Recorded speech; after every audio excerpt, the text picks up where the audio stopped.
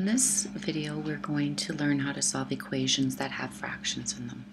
So one thing that I want you guys to understand is if I multiply each term in an equation, it does not change your solution.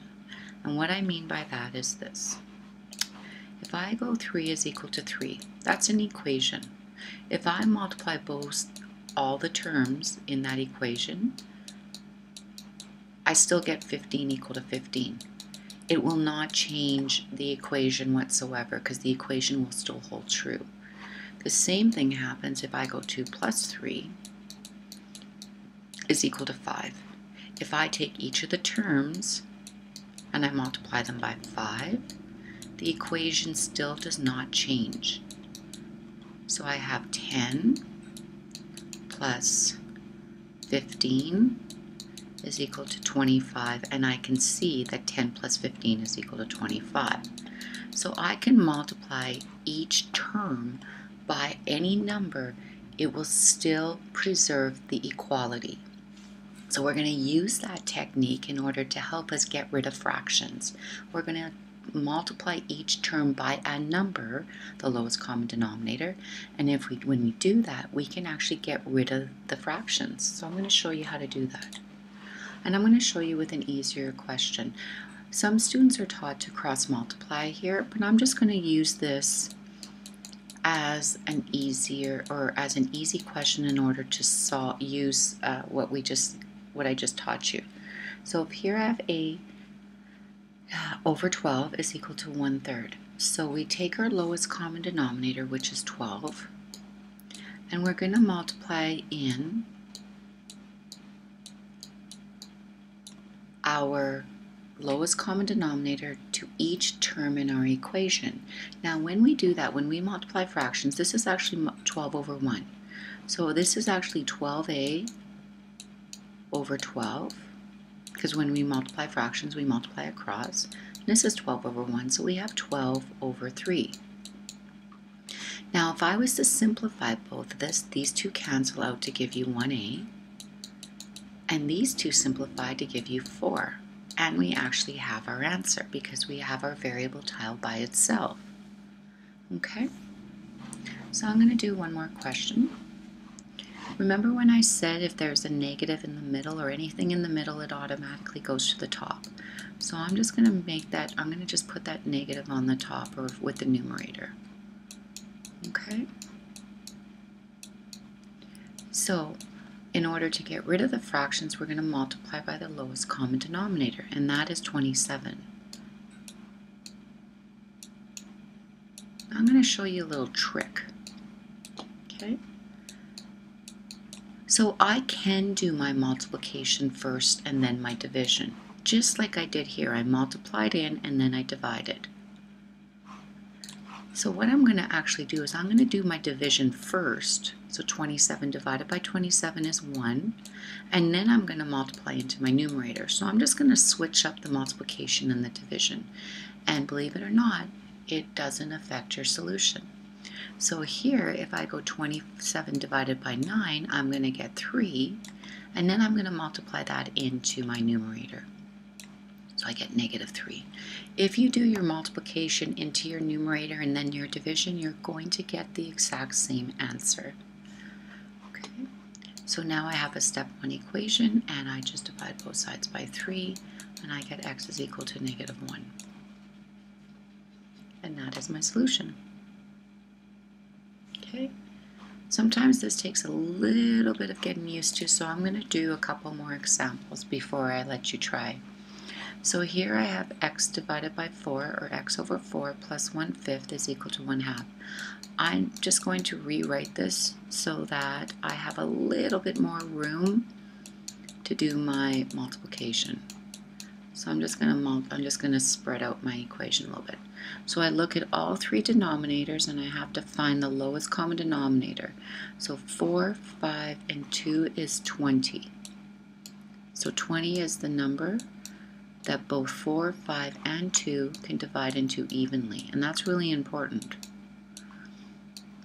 So I'm going to multiply each of these by 20. So each of my terms gets multiplied by 20. So now I can multiply into the top and then divide So I can multiply into the top and then divide. I'm going to get the exact same answer. I'm going to show you, just because I know it's coming up in high school, I'm going to divide first to give you 5. So 20 divided by 4 is 5. And then I'm going to multiply that into the numerator. Okay, so basically what I'm doing is I'm reducing this fraction here. 20 divided by 5 is 4, and then I'm going to multiply that into the numerator. And then 20 divided by 2 is 10, and then I'm going to multiply that into the numerator. Okay. And now look, I have a step 2 equation. This is way easier to solve than that. So I'm just going to use the fact that I can multiply each term by a number to help me simplify the equation. So I know I can solve this step 2 equation. I'm going to subtract 4, I'm going to 0 that out. I'm going to get 6, and I'm going to divide both sides by 6, or by 5. So x is equal to 6/5. Okay, so let's just try a couple more. I know this is really something to get used to. So again, I'm just going to rewrite this just so I have some room to do my multiplying.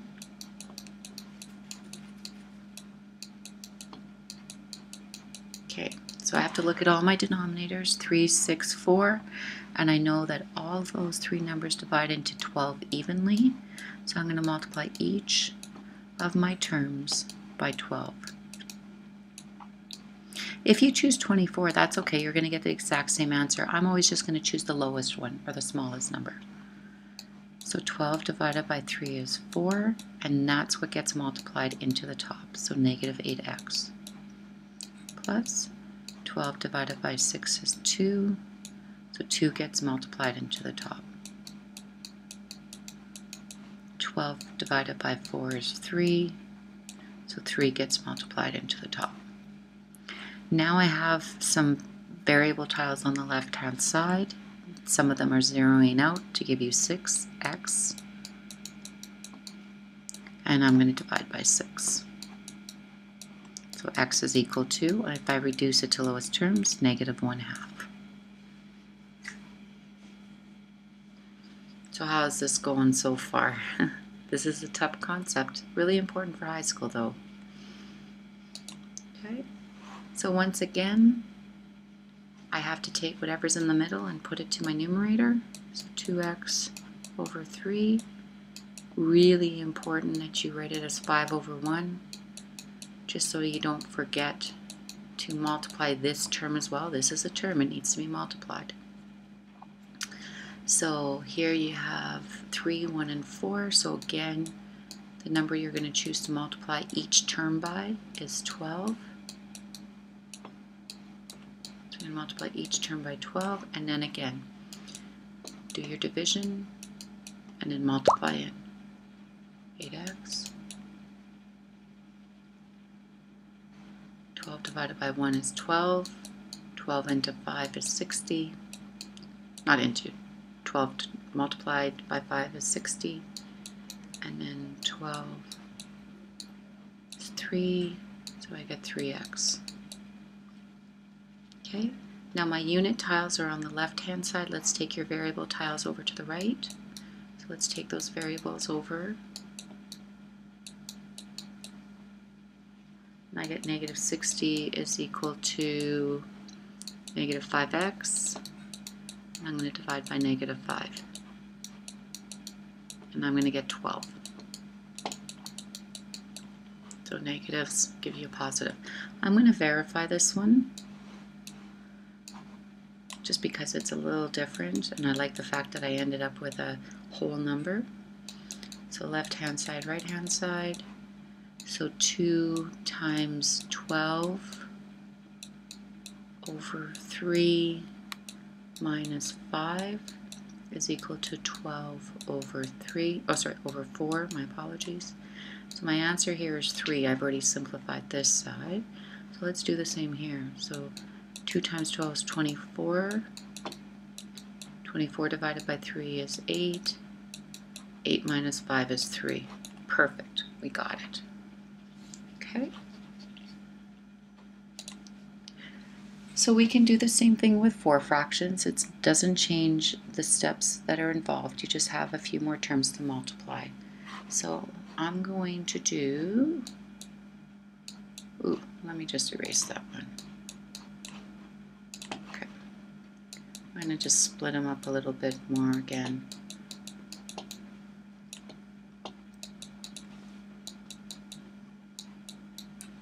Now I'm the kind of teacher that you can skip steps. My number is 18. But I'm not gonna skip any steps. You determine which steps you want to skip. It's like a tongue twister. Okay, so I'm going to multiply each of my terms by 18, and then I do my division and I multiply in. Okay, I'm going to do my division and multiply in. I'm going to do my division and I'm going to multiply in, do my division, and I'm going to multiply in, and now I have a step 3 equation. I'm going to take my variables left, my unit tiles right. Again, it does not matter which side your variable tiles are on. Just for some odd reason, I like mine on the left. And I'm going to take my unit tiles over here to the right. Just have to extend my page here a little bit. And I'm going to get negative 7x is equal to negative 9, and divide by negative 7, and I get x is equal to positive 9 over 7. I'm definitely not going to verify that one. That one would just be with fractions and fractions. I'll leave that one alone. Okay, I have a few more examples here. A couple more slides. So here's just something a little bit different. I'm not going to rewrite it, but when I do this, I'm going to multiply by 4 because that's the smallest number that both 4 and 2 divide into evenly.